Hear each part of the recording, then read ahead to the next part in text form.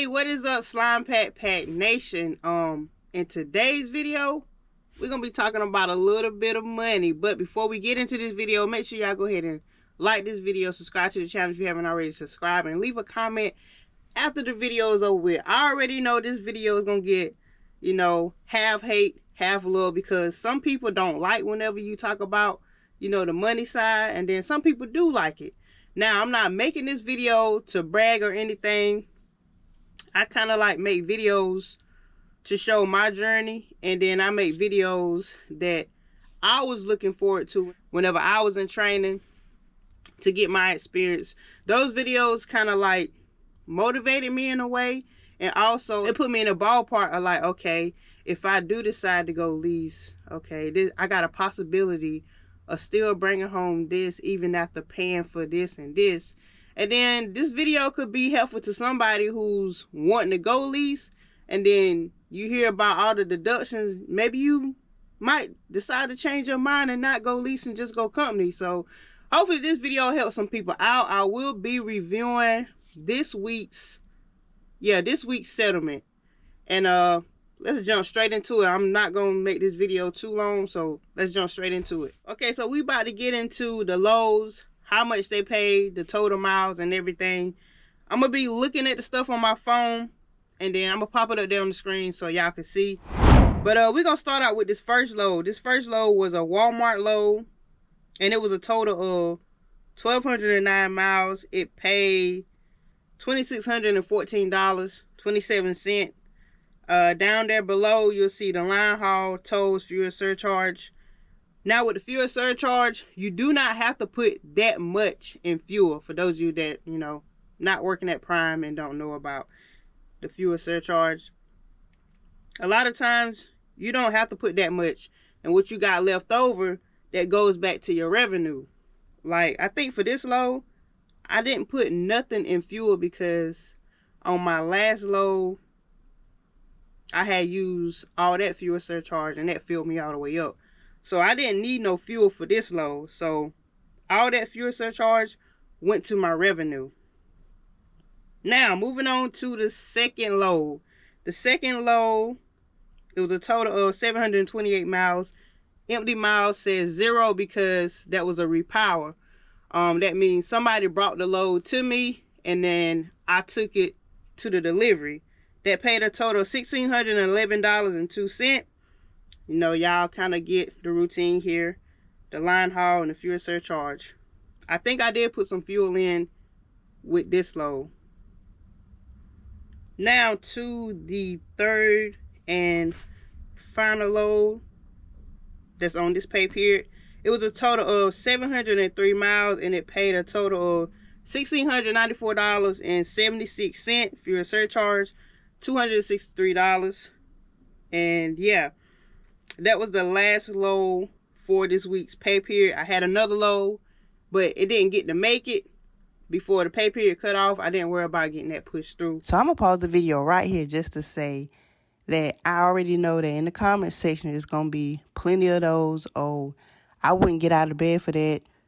Prime is getting over on y'all, or that ain't enough money. Listen, whatever I make is not paying your bills. Whatever I make is for me. If I'm comfortable and cool with it, then what is the problem? People, stop putting your personal feelings and your personal expenses in other people's life and other people's finances. What don't work for you don't mean it won't work for somebody else. And then I be seeing in the comment section the same people commenting how much they hate Prime and how much, you know, Prime is just a bad company. Why are you steady coming back watching a YouTube channel that's going to be mostly uploading videos about Prime? Remove yourself from the channel. You do not have to watch the video.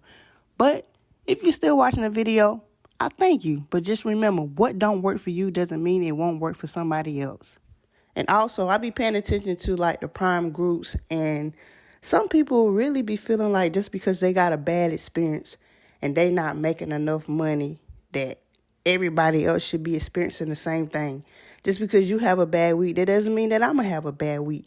And what you consider a bad week doesn't mean that I consider it a bad week. Like, okay, if I made $3,000 this week and next week I only make $1,000, I'm not going to feel bad because I just made $3,000 last week. Still got 2 more weeks to add in. I look at my overall expenses. I just look at everything as a whole monthly basis. I don't do week by week, paycheck by paycheck. So right now I'm getting ready to pop up my little settlement, my actual settlement on the screen so y'all can see like the total revenue. I know y'all been adding up stuff, but I had some detention pay kick in, I think, from my previous 2 trips. And it brought my revenue all the way up to $6,229.24. Now, total deductions from the truck. Let's go through that. Where that at? Total deductions from my settlement was $2,980.24. I did get some reimbursement from the reefer fuel. I think that was a total of $246. So all of that deduction, that's truck payment. I think what else comes with that? APU. Is it tags and license? I got some money going in my e-fund. And I think the little added on $30 from taking a lease class, having that deferred payment. So yeah, and fuel. So all of that is in the deductions. Now, people ask, how much is my truck payment? I have a brand new truck, a 2024 Peterbilt. So my truck payment is more on the higher side. There are trucks that you can lease for cheaper. Pause. So once again, in the comment section, it be people saying stuff about the truck payment, how high it is. You know, Prime just getting over. For number one, you know what the truck payment is before you even go look at the truck. You do not have to lease if you don't want to. And every week, I have enough to cover my expenses, truck payment, all of that, and still be happy with my bank account. People be saying you'll never own that truck. If you want to lease and own a truck, you can do that.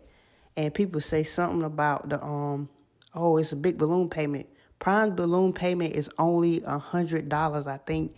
If there are anybody watching this video and you went through the owning your truck, comment down below if I'm wrong, but I think the payout is only $100 at the end of your lease. So in 3 years, you will own your truck. So I know a lot of people that go to the bank and finance a truck, and you paying on that truck for more than 3 years.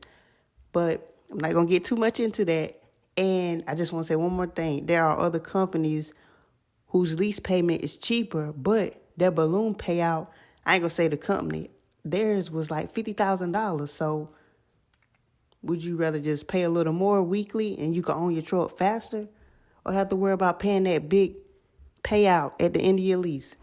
My truck payment alone by itself, not to add it on other fees, pull it right there, $1,225. But then, you know, you got to add on the APU, license permit, and other stuff. So I really just round that all up to, to play it safe, I just rounded off to like $1,500 and all for what I'm paying just for the truck, not fuel.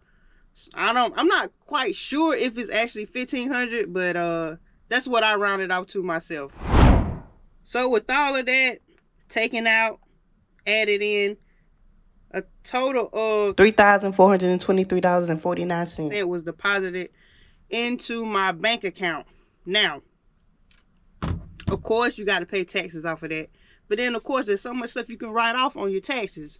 But with me, I don't really worry about getting money out of my business account because there's no secret that I get paid from YouTube. Whatever I make on YouTube, I use that for my personal expense. Now, I do buy stuff, but that's for the business.